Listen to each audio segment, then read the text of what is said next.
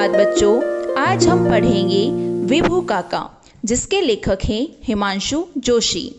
आज हम जिस व्यक्तित्व के बारे में पढ़ने जा रहे हैं, उन्होंने अपनी शिक्षा विदेश में पूरी की थी और अपने उस ज्ञान का प्रयोग देश के गांवों की स्थिति को सुधारने और उसे खुशहाल बनाने में किया था और इस प्रकार उन्होंने अपनी मातृभूमि का ऋण चुकाया था।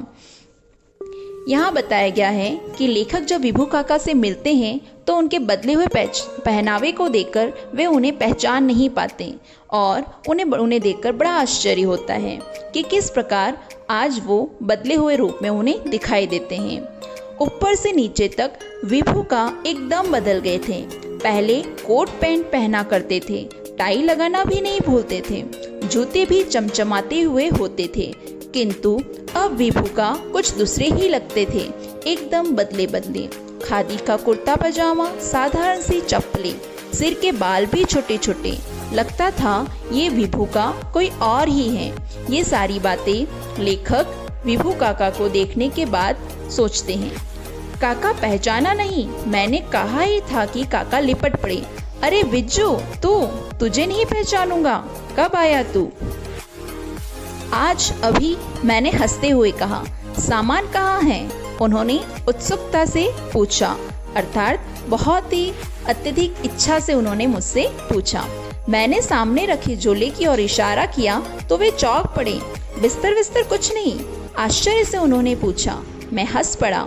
इतनी लंबी यात्रा में बिस्तर कहाँ कहाँ उठाता फिरता, इसी से काम चला लेता हूँ। काका के मुख पर प्रसन्नता झलकी और वे मेरी पीठ थपथपाने लगे। शाबाश बेटे, यह हुई ना बात। विभू का मेरा सामान भीतर रखवाकर कहीं बाहर जाने लगे। घर के लोगों को जाते जाते यह हिदायत देना भी नहीं भूले कि विजय का ध्यान रखना, अर्थात उन्हें निर्देश दिए कि तुम्हें इनका ध्यान रखना है। सचमुच मुझे कहीं कोई कष्ट अनुभव नहीं हुआ। मैं आश्चर्य से काका का यह अनोखा संसार देख रहा था। मैंने देखा 2 ट्रैक्टर चल रहे थे। घर के पास ही पशुओं के बाड़े में 2 गाय बैठी जुगाली कर रही थी। सामने हरी भरी सब्जियों की बगीची थी। दूर लहलहाते खेतों के उस पार बहुत बड़ा फलों का बगीचा था। काका का यह नंदनवन मुझे बड़ा लुभावना लगा। सारे लोग अपने अपने काम में जुटे थे। अब इसमें बताया गया है कि किस प्रकार काका जो जहाँ रहते थे वहाँ का वातावरण कैसा था, वहाँ के लोग किस प्रकार अपने अपने कामों में व्यस्त रहते थे और काका ने वहाँ जो बगीचा लगाया था वो कितना ही सुंदर था, इसके बारे में बताया गया है। दोपहर तक विभू का नहीं लौटे तो मुझे आश्चर्य हुआ। एक कर्मचारी से पता चला आज मंगलवार है ना, काका दूसरे गांव में गए हैं। वे घर घर जाकर रोगियों का हालचाल पूछते हैं, इसलिए घर लौटने में वक्त लग जाता है। अब आगे की पंक्तियां हैं, उससे बताया गया है कि विभू का ने किस विषय में अपनी पढ़ाई पूरी की थी और किस प्रकार वे अपना उपयोग कर रहे थे। विभू का ने अमेरिका में कृषि विज्ञान की पढ़ाई की थी। उन्होंने भारत लौटकर दिल्ली के पूसा कृषि अनुसंधान संस्थान में वर्षों तक काम करते रहे। देश में पैदावार कैसे बढ़े, लोग गरीबी भुखमरी से कैसे मुक्त हो, इस पर वे अक्सर बातें करते थे। उन्होंने धान और गेहूं की ऐसी नई किस्में तैयार की थी जो कम वर्षा वाले क्षेत्र में आसानी से उगाई जा सकती थी।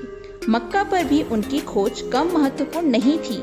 एक एक भुट्टे की जगह उन्होंने 6-6, 7-7 भुट्टे उगाए थे। इन खोजों के लिए सरकार की ओर से उन्हें कई पुरस्कार प्राप्त हुए थे। अक्सर वे यूरोप, अमेरिका की यात्रा पर निकल जाते थे। वहाँ बड़े बड़े भाषण दिया करते थे। सफलता उनके कदम चूमती थी। इस प्रकार बताया गया है कि विभू काका अपने जीवन में एक सफल व्यक्ति थे।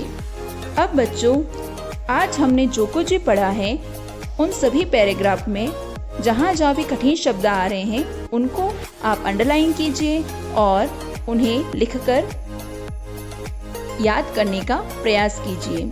आगे का पाठ हम अपनी अगली कक्षा में पूरा करेंगे।